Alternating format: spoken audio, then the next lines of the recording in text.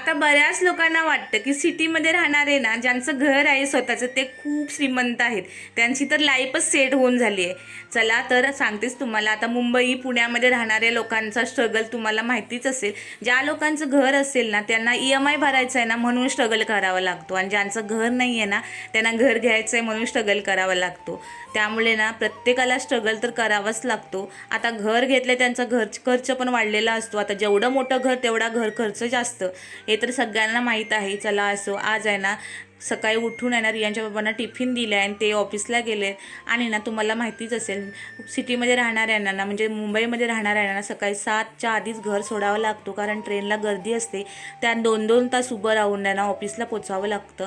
त्यामुळे त्यांचा स्ट्रगल तर खूपच मोठा असतो. आणि ना त्यांच्याबरोबर ना स्त्रियांना पण खूप लवकर 5 वाजता उठून टिफिन बनवावा लागतो, तेव्हा कुठे त्यांना 7 वाजता टिफिन भेटतो. त्यामुळे ना सिटीमध्ये राहणाऱ्यांना प्रत्येकाला स्ट्रगल करावाच लागतो. चला असो, काल ना मार्केटमधून 20 रुपयाला ना कोथिंबीरची जुडी आणली होती. आज म्हटलं त्याची कोथिंबीर वड्या बनवूया, आणि त्या आता धुवून वगैरे ठेवलंच होतं. म्हटलं ना दुपारच्या टायमाला बनवून ठेवूया, म्हणजे रात्रीच्या जेवणात होईल. आता याची डिटेल रेसिपी तर शेअर करणार नाही आहे. कोणाला हवी असेल त्याने कमेंट करा. आणि कोथिंबीर वड्या खूप छान झाल्या होत्या. चला भेटूया पुढच्या ब्लॉगमध्ये. तोवर बाय.